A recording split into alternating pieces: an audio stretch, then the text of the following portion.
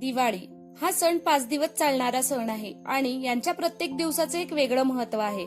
चला तर मग तुम्हाला या 5 दिवसांचे महत्व सांगते. दिवाळीचा पहिला दिवस म्हणजेच धनत्रयोदशी. पूर्वीच्या मान्यतेनुसार सगळ्या देवांनी असुरांसोबत समुद्रमंथन केलं होतं. तेव्हा समुद्रातून 14 रत्न निघाले. त्यांच्यातील एक आहे भगवान धन्वंतरी. आपल्या पंचांगानुसार पितृपक्षाच्या 13 दिवसानंतर भगवान धन्वंतरी हे समुद्रातून हातामध्ये अमृताचा कुंभ घेऊन प्रकट झाले. भगवान धन्वंतरी हे आयुर्वेदाचे जनक आहेत. त्यांनीच पूर्ण संसाराला आयुर्वेदाची ओळख करून दिली. त्या दिवसापासून या दिवसाला धनतेरस, धनत्रयोदशी असे नाव पडले आणि भगवान धन्वंतरी यांच्या नावाने हा दिवस साजरा केला जातो. दिवाळीचा दुसरा दिवस म्हणजेच नरक चतुर्दशी. एकेकाळी या संसारात भूमिपुत्र नरकासुराचा आतंक होता. त्याला वरदान होतं की त्याचा मृत्यू फक्त त्याच्या आईच्या हातानेच होऊ शकतो. पुढच्या जन्मात भूमिदेवीने सत्यभामाच्या रूपात अवतार घेतला.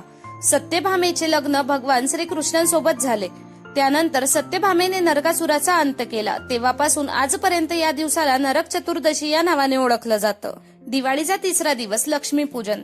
देव आणि दैत्य जेव्हा समुद्रमंथन करत होते तेव्हा माता लक्ष्मी प्रकट झाली होती.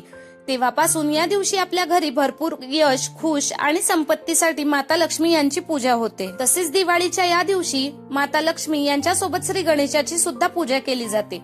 पुरातन मान्यतेनुसार महालक्ष्मीला कोणतेही संतान नव्हते आणि माता पार्वतीचे 2 पुत्र होते. लक्ष्मीने पार्वतीजवळ श्री गणेश यांना दत्तक घेण्याची इच्छा प्रकट केली. पार्वतीला चिंता होती की लक्ष्मी कधीच एका जागी थांबत नाही. मग गणपतीची काळजी ती कशी घेईल. याच्यावर लक्ष्मी म्हणाली की मी जिथे जाईल तिथे गणपतीला सोबतच घेऊन जाईल. म्हणूनच तेव्हापासून जिथे लक्ष्मीचे तिथे गणपतीची सुद्धा पूजा होते. खरं तर दिवाळीच्या दिवशी श्रीराम अयोध्येत आले होते, परंतु या दिवशी लक्ष्मी आणि श्री गणेशाची पूजा होते. पुरातन ग्रंथांनुसार त्यावेळी भगवान विष्णू हे आराम करतात आणि श्रीराम हे विष्णूंचा अवतार आहेत. त्यामुळे श्रीराम यांची पूजा केली जात नाही.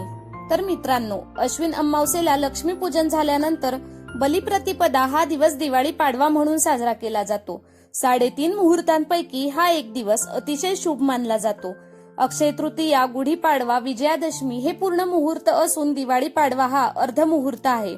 या दिवशी सोने खरेदी केले जाते. सुवासिनीकडून पतीला ओवाळले जाते. असे खूप काही महत्व आहेत. व्यापारी लोकांचे नवीन वर्ष याच पाडव्यापासून सुरू होतं.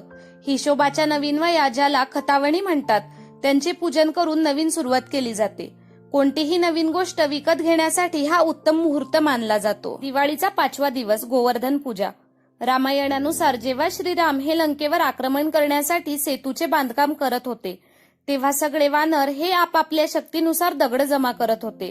तेव्हा हनुमानजींनी हा सेतू बांधण्यासाठी गोवर्धन पर्वत उचलून आणला होता, परंतु ते यायच्या आतच सेतूचं काम झालं होतं.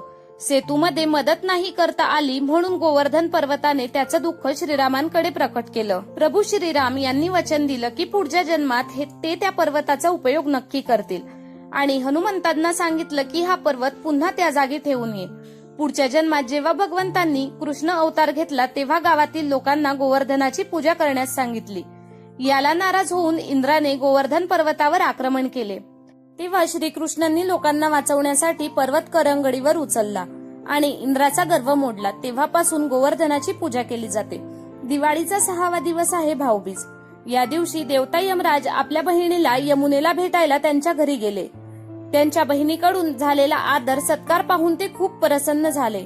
तेव्हा यमराजांनी हे वरदान दिले की या दिवशी जो भाऊ त्याच्या बहिणीच्या घरी जाईल त्याला संकटापासून मुक्ती मिळेल आणि मोक्ष मिळेल. तेव्हापासून हा दिवस भाऊबीज या नावाने साजरा केला जातो. या दिवशी सगळ्या बहिणी तिच्या भावाच्या सुरक्षेची देवाला प्रार्थना करतात. तर मित्रांनो, हे 6 दिवस दिवाळीचे आपल्यासाठी खूप महत्वाचे आहेत. माझा व्हिडिओ बघितल्याबद्दल धन्यवाद. तसेच आपल्याला हा व्हिडिओ कसा वाटला कमेंट करून नक्की कळवा आणि असेच नवनवीन व्हिडिओ बघण्यासाठी माझ्या चॅनलला लाईक, शेअर आणि सबस्क्राईब करायला विसरू नका. धन्यवाद.